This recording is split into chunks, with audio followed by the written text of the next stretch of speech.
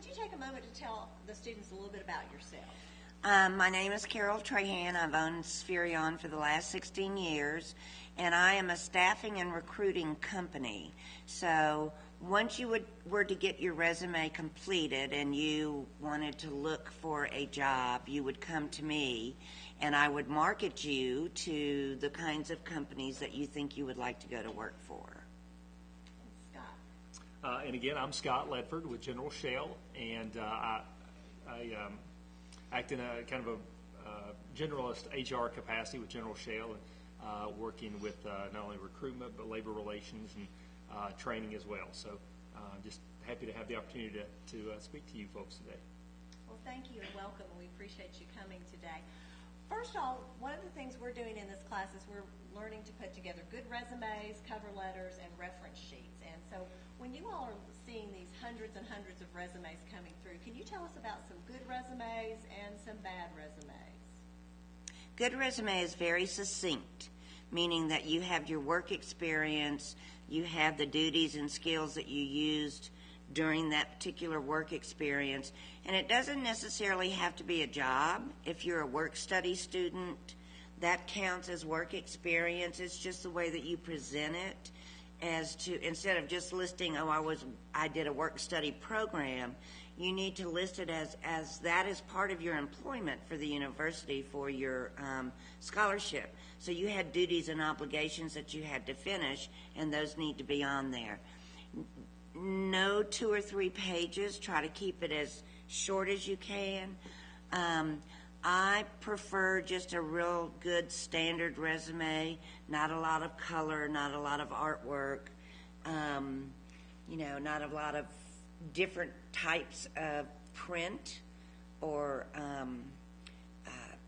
scripts. You need to keep it very succinct and look very professional. And just to build on what Carol said, certainly short and to the point is better for us, because we may be receiving up to 100 resumes for any particular job or more, and it's difficult to look through resumes that are 4 and 5 pages long. And again, just kind of build on what Carol said, we see everything under the sun you can imagine, and even folks will even put their photos on resumes. I get that sometimes. That's kind of a European thing, I believe, but I'm with Carol. Less is more in terms of your resume, not in terms of your experience and so forth, but in terms of the script and so forth. But even more than that, the one thing that we're looking for in your resume, and keep in mind, this is your opportunity to make a first impression. Mm-hmm. We're going to take fairly quick glances at these resumes, and so we need something that's going to catch our attention, something that's going to be well written. We're looking for things like punctuation, grammatical errors, and those things jump out at us. And if we see those kinds of errors in your cover letter and resume, we're going to make some assumptions about your how that would translate on the job. We're always, regardless of the job, we're looking for someone who has an attention to detail.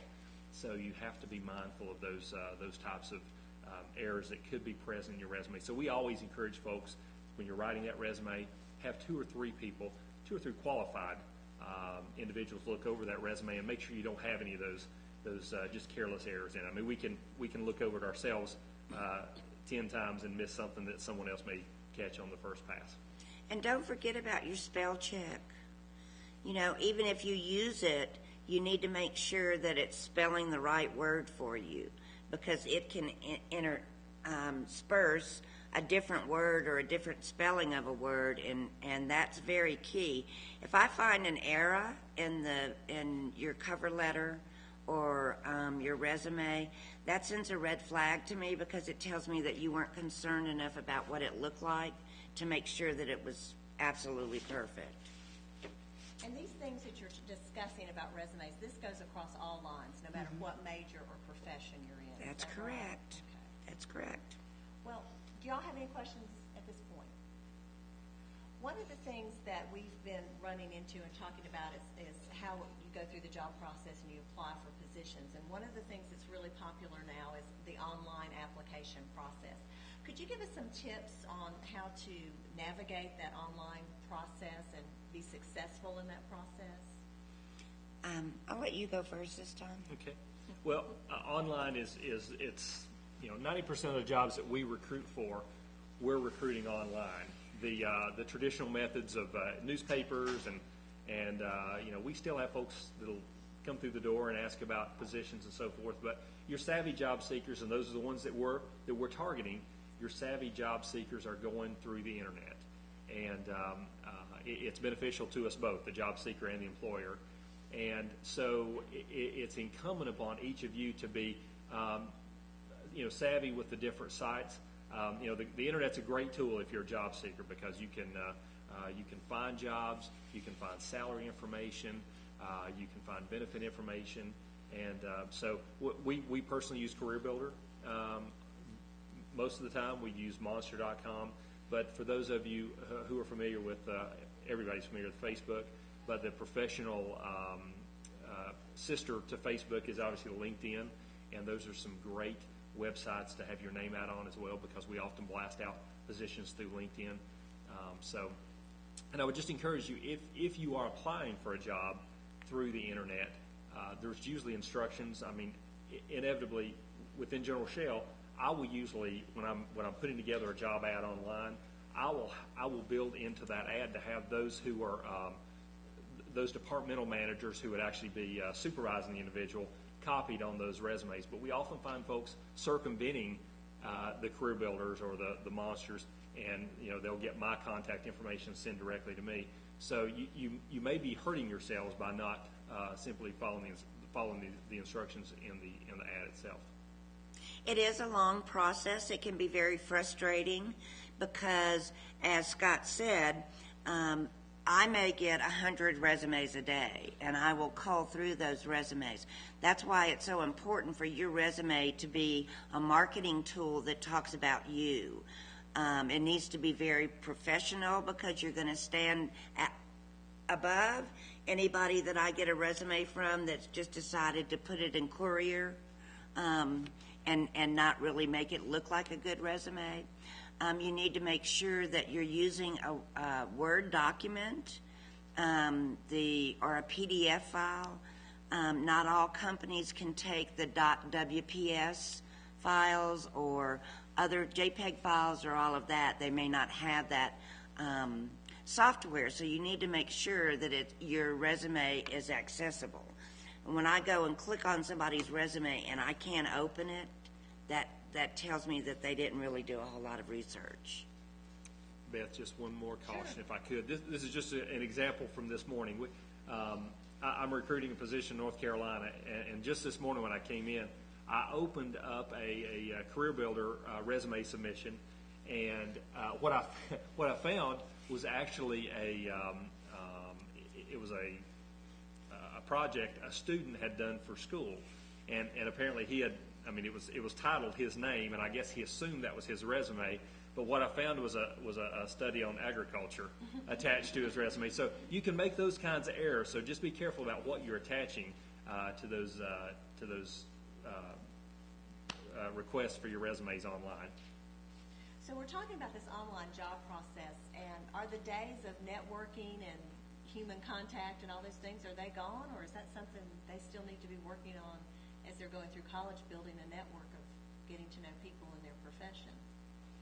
Well, anytime you can build a network, you need to do that. You need to continually add to your LinkedIn networks. You need to continually add to the people that you know that are either in the job world that you want to be in, or have the same career goals that you do. You have to be careful that you're posting everything professionally and not using information that could haunt you, because employers today will go and look you up on Facebook and they'll look you up on LinkedIn. The best thing to do is to find a mentor in that world that you would like to be in, the job world, or the company that you would like to be involved with, and have them help you through that process. But as Scott said earlier, don't circumvent the application process, because that can eventually hurt you. And certainly we are in an electronic age, and we text and we Facebook, and we don't have a lot of face-to-face interaction. But to Beth's point, I personally think that's one of the most important things that you can do. If I get a call from an individual who knows one of you and says, hey, if you're looking for an accountant, if you're looking for a salesperson, here's a great candidate. We just keep this on file. Certainly I hold that candidate in much higher regard. Anytime I can minimize my risk of making a bad hire, I'm going to do that. And if I know and trust the person who's recommending you, then that is exactly what I'm going to do. Now, for all of you, I'll tell you, if we're seeking a position, if we're looking for a new college grad, we make contact, obviously, with the career development directors at the local and outlying universities. And the first person I call is Beth Anderson. So what I would encourage each of you to do is to establish a relationship with Beth so that she knows you. And there are some schools that are very, very good at this, and Milligan's one of those. The student population here is small enough that you're not just a number here. You can make some of those personal relationships. And when I call Beth, she can say, I know John, or I know Susan, and personally recommend students. And we have worked together like that in the past. And so I would encourage you to take advantage of the resources you have here on campus as well. Okay. Let's talk a little bit about interviewing. In your all's judgment, you were talking about the number of resumes that you get through and you're getting that first impression. What percentage are you seeing that actually gets a face-to-face interview with you? For us, I would say it's absolutely no more than 10%, and in most cases it's fewer than that. For me, it's 3 to 4. So what makes them stand out again at that point? Probably the skill levels that they have. Grade point averages, to me, for a college graduate is not as important because I was one of those C students, so I wouldn't have had a 4.0 grade point average.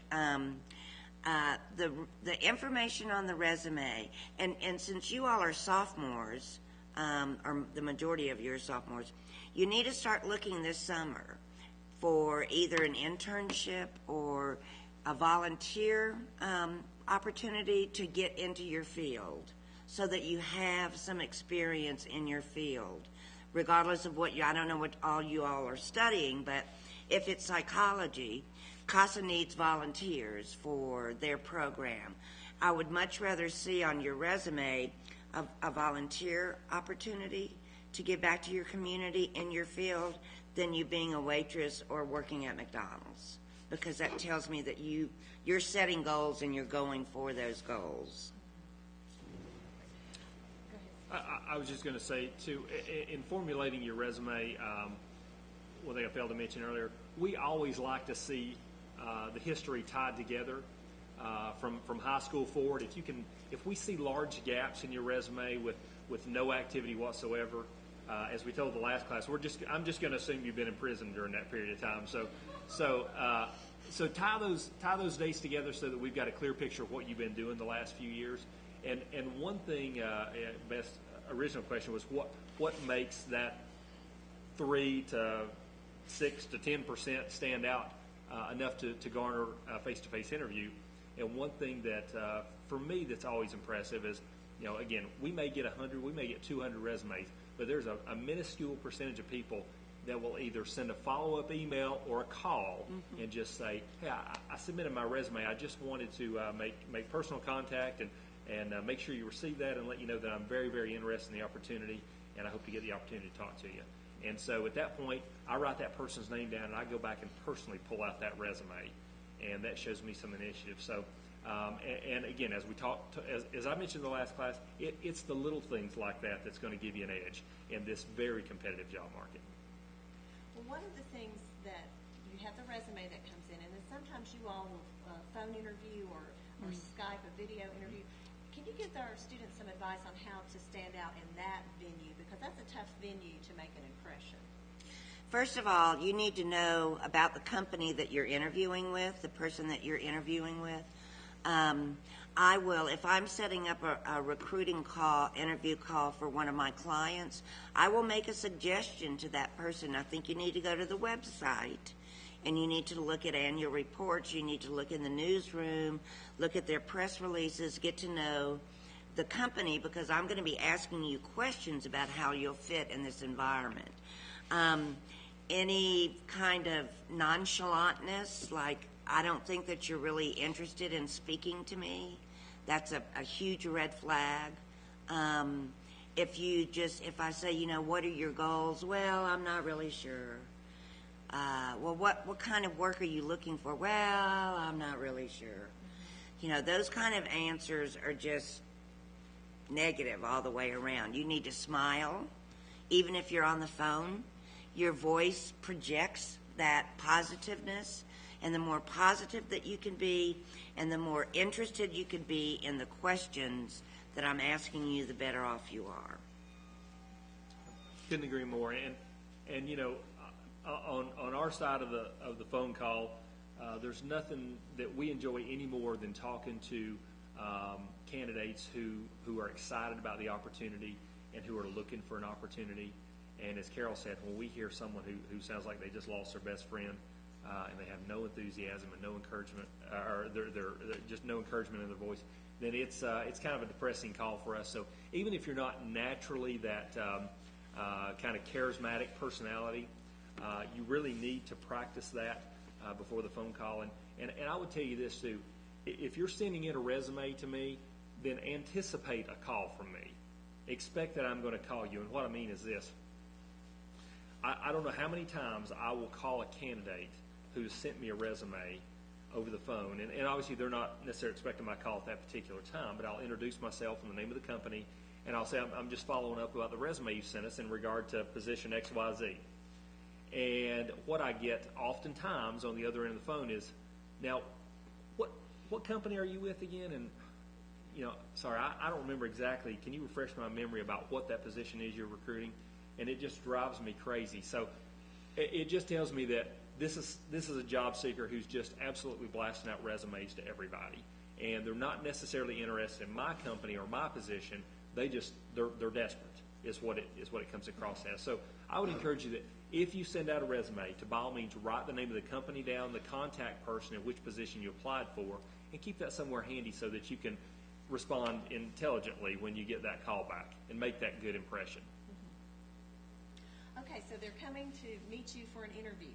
When someone comes in the door and they're here for an interview, what do you like to see in dress and appearance from your candidates? Well, for us, and obviously it's going to depend on the specific type of position, but I would say in general terms, certainly for you men, a tie and a sport coat. Business casual is more predominant than anything. But if the position calls for it, obviously you always dress for the position, and I would say generally the same for you ladies. Business casual or a business suit or a skirt and a coat or something. But I would say again, less is more when it comes to cologne and jewelry and that sort of thing. And I heard one of the high school principals say just this week in talking about some of his students. He told them modest is the hottest. So I would definitely reiterate that for the interview process, because if you're not dressed modestly, it can be an uncomfortable situation for the interviewer. And for you also, because you will be sitting there feeling like that you didn't dress properly, and that makes your confidence level go way down, and that way you're not going to be as positive with your answers to the interviewer's questions as you would be. Ladies, you need to make sure that you have done your hair and minimal makeup, not a whole lot of makeup. My eyes go right to someone who's got a lot of dark makeup on. You need to be sure that you make eye contact with that individual. You need to practice shaking hands so that you have a wonderful, nice handshake, not a limpy one like this. You can wear sweaters and slacks, makes a really nice interview outfit. You don't have to necessarily wear a business suit, but you need to look professional. And that will do two things for you. That will make the interviewer impressed, and it will make you feel good about yourself. Any questions so far? Yes, ma'am. You said that you look for people to call after they submit an application. How many calls will be? That's a great question, and in case you may not have heard the question is how many calls after you send in a resume is too much? And once every couple hours is probably going to be over the top. I would say generally I would give it a couple of days after you send your resume in, and a follow-up call at that point, and then the interviewer will likely provide you some feedback at that point about, we expect to be setting up interviews within the next week, or it may be a month down the road. And if it's going to be an extended period of time, you might just say, would it be okay if I contacted you back in a couple of weeks just to check on the status of my resume? But beyond that, I probably wouldn't make more than that initial phone call, because if you're somebody that they're interested in, they're probably going to, again, have your name written down and give you a call back pretty quickly thereafter. The other thing, too, when you're applying for positions, make sure that you're applying for positions that you qualify for. As Scott had mentioned about, you not knowing who you've applied for and where you've applied, don't just send out massive resumes, because that can come back to haunt you eventually. You'll be set up for an interview with a position that you're really not interested in, and then that gets kind of sticky also. So what, in a job interview process, what are some of the common mistakes that you see interviewees making? No eye contact. Body language is very, very important. When I speak or when I'm interviewing, my hands are normally like this on the table. Yes, ma'am. No and you need to prepare yourself for the interview. So you need to find a partner that can role play with you and ask you, I'm going to send Beth for you all if you choose to have this information, some interview information, and some information about interview questions and the best way to answer them for her to give out to you when you have your one-on-one. But you need to practice, as Scott said. It's going to be a tense situation for you anyway. The more comfortable you feel with who you are, the better the interview is going to go off. Again, just back to that, as we suggested over the phone, a smile does wonders to break the ice, and so just projecting that friendly demeanor, and sometimes folks are so nervous, and that's understandable. They're so nervous that it's difficult for them to project friendliness in their voice and in their demeanor. But the thing that I think that the question was, what's one of the what are some of the mistakes you see? I think in an interview, one of the things that impresses me most is to see a candidate, once we begin the dialogue, the serious dialogue about the job itself and what the position entails, and what a common or routine day might look like, is for them to open up a notepad and begin to take some notes about that, because it tells me here's somebody who's sincerely interested in this position, so much so that they're going to take notes and refer back to them after they go home. And then someone who follows that up at the end of the interview, I always close an interview with, what questions can I answer for you? And when I have a candidate who says, I think you've answered them all, and that happens 9 times out of 10. And I think, really, I've answered every single question you can ask about this position. I am outstanding. But we know that's not reality. So I would come armed with some questions to close out the interview, because, and again, this is one of those things we pointed out to the class on Tuesday? Mm-hmm. Tuesday. Is that... where's I going with that, Beth? I know what it was. Questions. Fleeting. It's early onset dementia. The thing that does for you by asking me questions is it turns the table a little bit, because I'm in a position now that I think, well, this person may be comparing my benefits, or again, that's one Beth will probably ask us about. Don't ask about benefits or pay during the first interview. But if you're asking good questions about the job and the company performance and what are we doing to be innovative to make sure we're competing in the 21st century and those sorts of things, then I may think, gosh, this person may be looking at some other companies. They may be they may be making a pros and cons list, and all of that could culminate eventually in you receiving a higher offer, because I'm thinking if this is somebody who's weighing their options, who's got a lot of opportunities on the table, I need to come in pretty strong with a salary offer. Yes, ma'am. You said I've asked about benefits and pay. Would they typically tell you in an interview how much salary expected? Not in the first interview, usually. It's a little presumptuous to ask about that in the first interview. We kind of like to get through the kind of the get to know you phase, and then leave that conversation to, usually there's going to be a follow-up interview. What we may ask now, Beth, we may be moving on. That's fine, you just go right into it. What we may ask you during the interview is, what are your salary expectations? And that's a pretty difficult question for you to answer. So would anybody have any thoughts about how you might answer that question?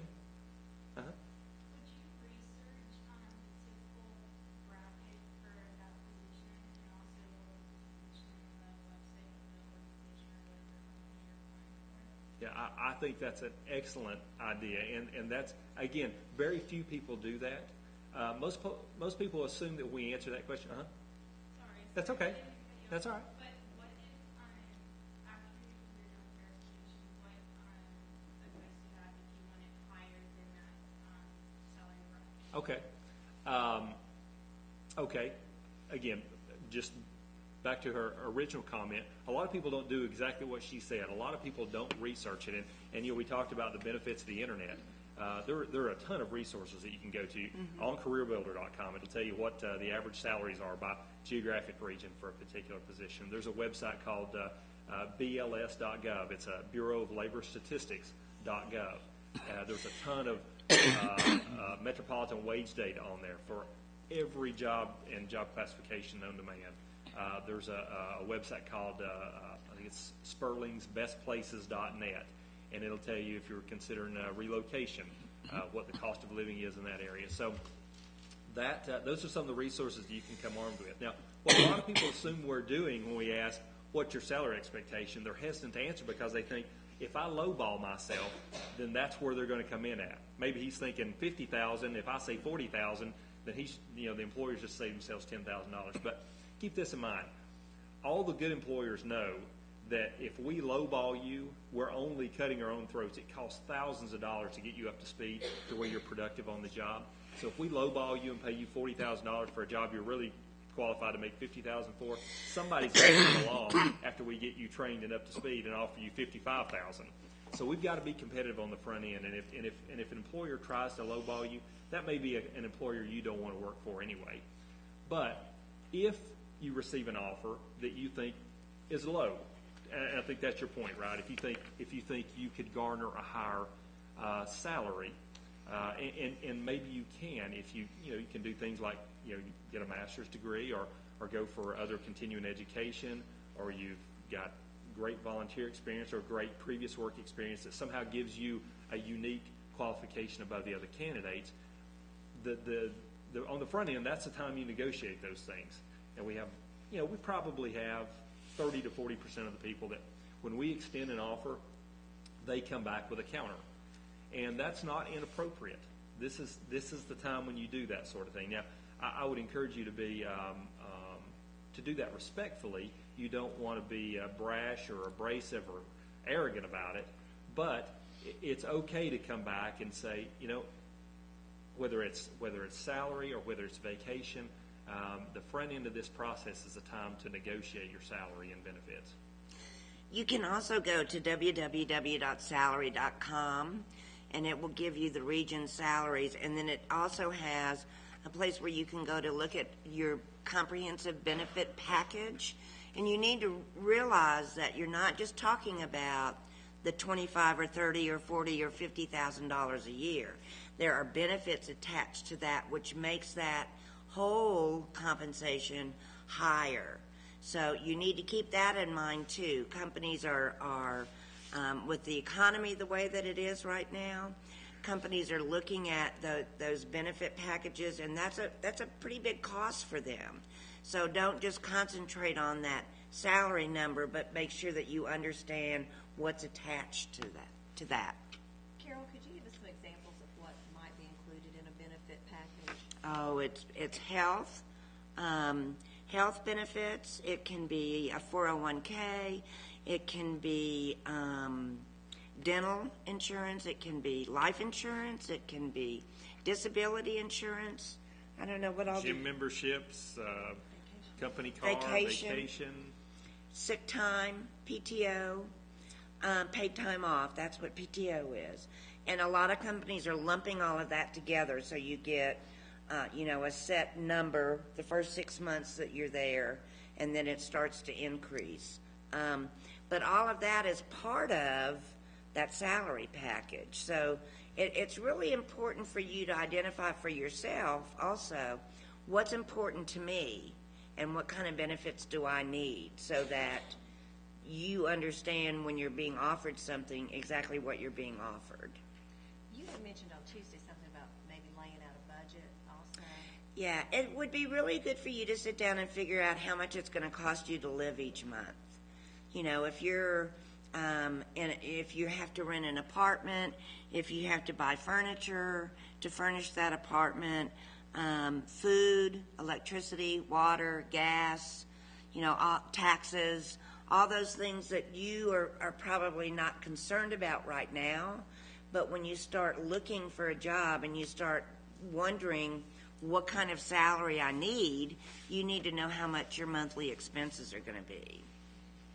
I mean, that takes into cell phones, DVDs, entertainment, movies. You have to set aside money for all of that. Do y'all have any more questions on this area? This is a real mysterious area a little bit when it comes to, I think people get really nervous when it starts talking about money and things. So, and they just need to learn to be comfortable with it. But then also a lot of the resources they were just telling you about are on our website. Under job search on the career page, if you click on job search, there's a lot of those listed there. What would be your response? Would you ever ask a candidate to explain why they gave that salary if it was higher than the offer you gave? Would you ever ask someone to explain why they thought they deserved that? Yes, absolutely. Yeah. Yeah, so I would certainly, if you are requesting a higher salary, then I would be prepared to give a justification as to why it was deserved. Because, usually there's more than one person on the back end that's going to be involved in this conversation. So whoever you're negotiating with is probably going to go negotiate with someone else, their boss on up the ladder on your behalf. So you need to give them some ammunition to work with. But let me give you another example where that can backfire on you.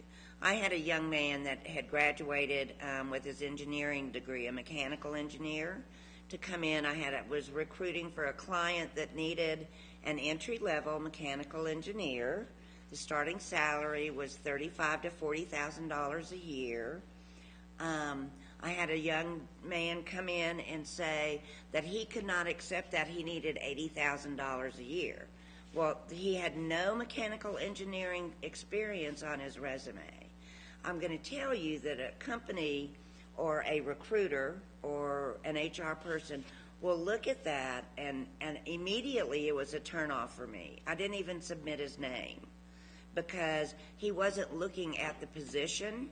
If it's an entry-level position, you're not going to be way up here on the high post of the salary.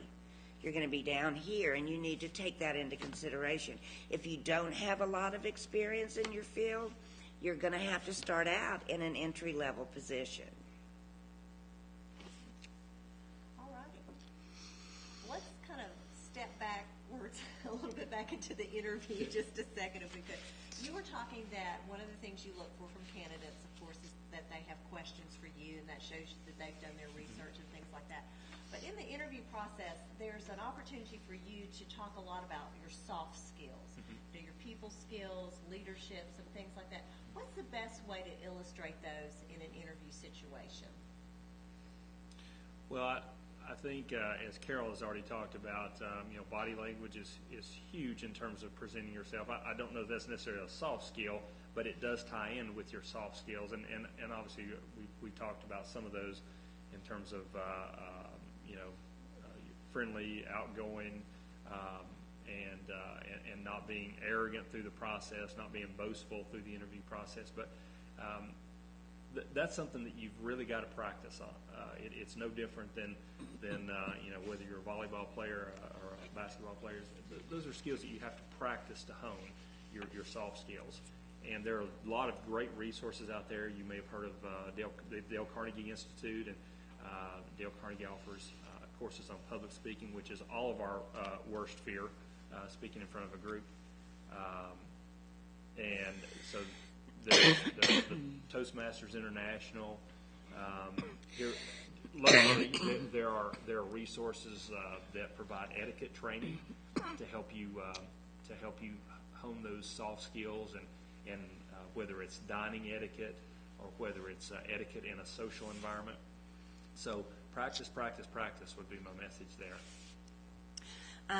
You need to be sure that you can answer questions on your attendance. How do you feel about an employee, as an employee coming in on time every morning?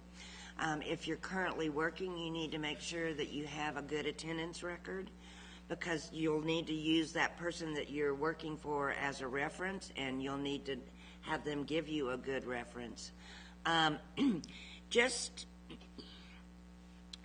the confidence level that you show when you're sitting there in an interview and you're answering questions directly gives me personally a feeling that I know that you have pretty good soft skills. Y'all want to ask any questions on this area?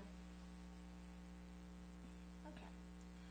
So we've gotten through the interview process, and the purpose of a first interview is to get a second interview. So how do you close that with you as a candidate for the job, and I'm interviewing with you? How can I close that interview to make an impression on you? Well, for one thing, I would like to hear you ask me what would be the next steps. I'm very interested in this position. It sounds like something that would help me attain my goals. What is the next step? And then open that up for that interview. But one thing I think we both forgot is that when you're in an interview or you're sitting there waiting in an office, leave your cell phone in your car. Don't be texting. Don't be doing any of that stuff as you're around. Scott even checks out whether your car is clean when he... I do. Yeah. I know if you're a hoarder when you leave the parking lot. But seriously, the worst thing that you can do is have a cell phone go off or act like, that you really want to look at that cell phone because you think you just got a message from somebody. That'll kill an interview immediately. I don't know about... Oh, absolutely. Yeah. Agree more. Okay, so you like to hear what's next. What's next? What's happening next? Scott, is there something that you like to hear in the closing? Yes, certainly, again, enthusiasm about the position. And as I mentioned earlier, I love to have some questions back from the interviewee. And then following the interview, again, it's the little things. If I get a follow-up note or a follow-up email or a follow-up call from a candidate, it speaks volumes, and it takes your resume from the middle of the pile and could potentially move it to the top of the pile. It's just that extra level of professionalism that some people have and some people don't. Yes, ma'am. Uh-huh.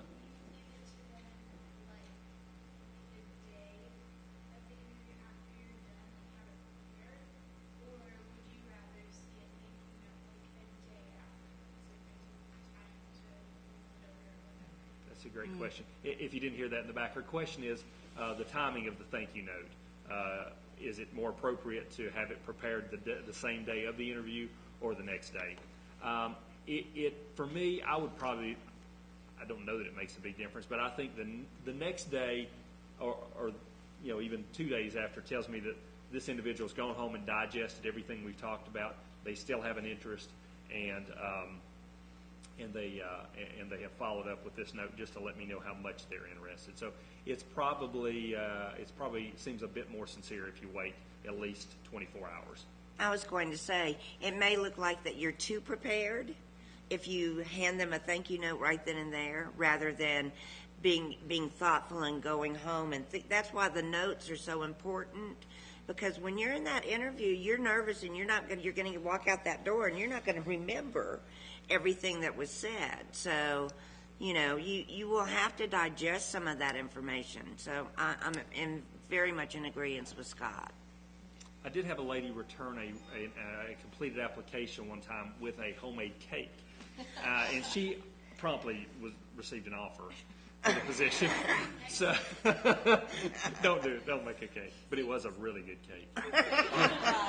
Yeah, it was really good. We really did hire her.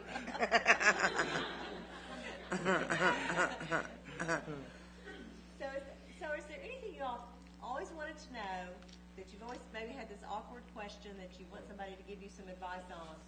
Here you have two professionals who can help you and are not judging you at this time. Beth? If you're asked a question and you just totally go blank, if you guys are asking me a question and I just sat there like, can I take a second to think about this? I got nothing. Like, what would happen if? I would fake a seizure. That's what I would do. Just fall down on the floor. Yeah, that works real well. And then miraculously awake before the ambulance gets there. Carol, do you want to take this one seriously? That is a good question. That's a really good question.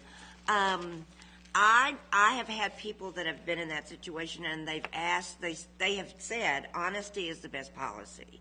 I'm not really understanding what you're asking me. Could you rephrase it? And I don't take offense to that, because sometimes interview after interview after interview, I may do 10 interviews a day.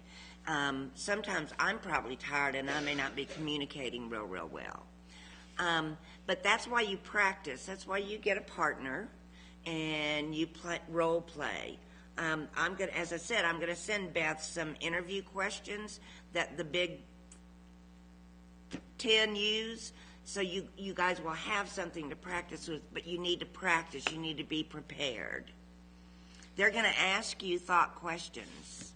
They want to see how you react on your feet. You might say too, we all like a mulligan occasionally, and you might just say, "Would you mind? I'd like to be thoughtful in my response back. Could we circle back around to that question, maybe at the end of the interview, and then, if you can process something in the meantime, you probably will be able to process some type of a response." Because the minute it goes away, your brain's going to go, "Oh, I should have said this." Yeah. Yeah. There, one book that has been revised. I remember reading it years ago.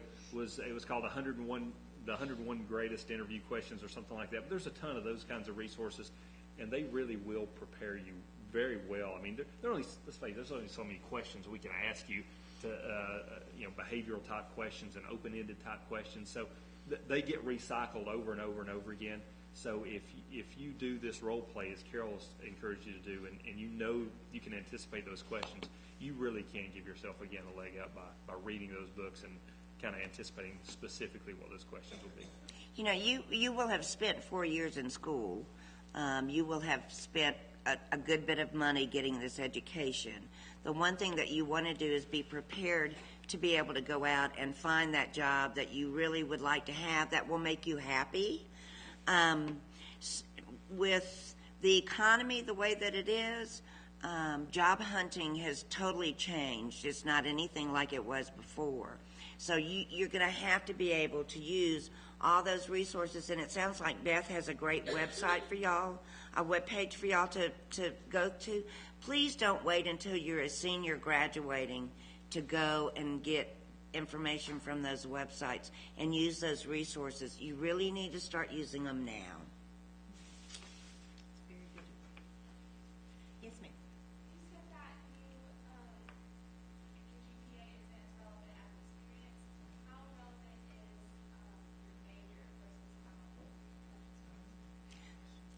good question. That's very critical.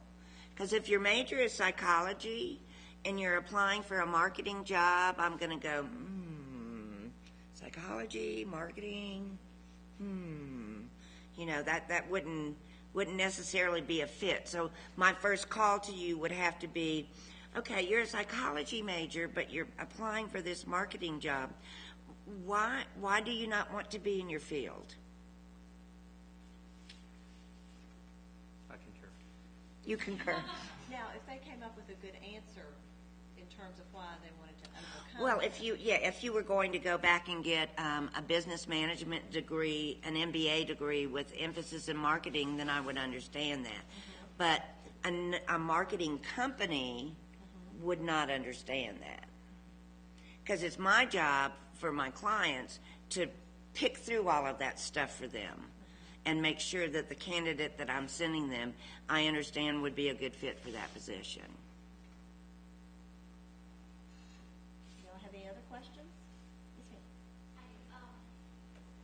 With portfolios, like I know we just send a resume online, it's really easy, but what if you have like a portfolio? Because I'm a communication major, so the stuff I've written or things that I've published, would that be appropriate to bring to as along with the resume, or should you wait until we review and do the portfolio? We have some fairly recent experience with this. We hired a marketing professional recently who also, he brought with, he sent a resume, and his resume did an excellent job illustrating his experience and his education. And when we invited him for the interview, he brought with him his portfolio. And he asked, would it be appropriate if I showed you some of the projects I've worked on previously?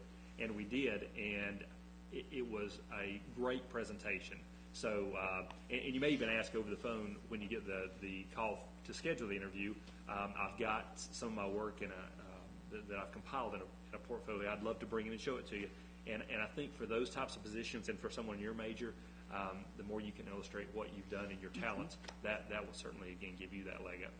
When I receive a resume from someone like you and they have their websites that they have developed or whatever, I go to each one of them and look at them. So, and just along those lines, I mean, we talked about. I guess I'm kind of backing up here. We talked about being conservative in your resume style and that sort of thing. But if we are hiring a creative position, if it's a marketing position or someone with your background, I think it's okay in those situations to be a little more creative, a little more expressive on your resume. It just again, it's one more way to illustrate your know-how. Yes, ma'am. What all should you bring to the resume? Like a copy of your, to the interview, a copy of your resume, or like, The cake. you don't have a Don't forget the cake. portfolio. The cake. Don't forget the cake. cake. Or like, if you don't have something like a portfolio, should you bring more detailed volunteer experience? So you're bringing a hard copy of your resume to the interview, and that's always a good idea too, by the way, because we often will circulate you around a department and meet other folks, and it's always I don't know, it shows some polish if you bring additional copies of your resume. I mean, the fact is we've circulated to everybody you and me talking to anyway, but to be able to say, would you like a hard copy of my resume? And that's when you'd want to print it on the nice parchment paper and that sort of thing. But if you wanted to bring a list of references with you in case that was requested, that's a nice touch. And again, probably your resume is going to illustrate those volunteer activities, but if there's for some reason you can't illustrate them, but I think in general, something for you to write on in a nice leather-bound portfolio with again copies of your resume and references. That's generally the expectation. Oh, so you're having difficulty compressing your resume into a 1 or 2 page. What kind of things are you including in it that's made it a little lengthy for you? Well, I've had like several jobs, Mm-hmm. so I didn't know. I was just trying to put the most relevant jobs that had not the best examples of my abilities. Okay. You might look at how much detail you're listing under each position, because if it's something that, if it's a part-time position you held at, a restaurant or something years ago, we're not going to read a lot of that. That may detail. not need to be on there. You don't have to go back like 10 years, They're all going to be 12. They're all going to be 12. Let me do this. I'm sure we've got some other questions, a little bit more detailed questions that maybe if you all could stick around for just a minute and answer those for folks. In closing, do you have any closing words of advice for this group? Just make sure that I think for me, researching the company that you're interviewing with is just very, very critical. Whether it's you talking to me or you talking to Scott, knowing what that company is about, knowing the product that they produce, or, their clients that they may perform marketing for, all those kinds of things are very, very important for two reasons. Number one, it makes you look better as an interviewer. But number two, you need to make sure that this company is somewhere where you're going to be happy and that you really want to work for. And going to their website and looking at their press releases and those one thing I look for with my clients, I look for clients that have community activities that they're involved with, because I know that they'll understand how important it is to give back to the community. I feel that that's very, very important for me as a businesswoman to give back to the community. So I look to see whether or not they're involved in any kind of missions or anything like that. So that's very, very important to me. And General Shell does, and Scott is one of my clients. But for me, I would say the key is just preparation. Finding a job is very challenging right now, and whether I would prepare just as if you were working on an assignment in your college curriculum. Preparation, whether it's in the resume writing process or the interviewing process or the post-interview process, you've got to prepare yourself. Well, thank you all so much for your time, and I know we could probably be around here for a little bit longer talking about this. Could you all help me thank these individuals for coming today? Carol and Scott, thank you again. We really appreciate it. And you all are dismissed for the day.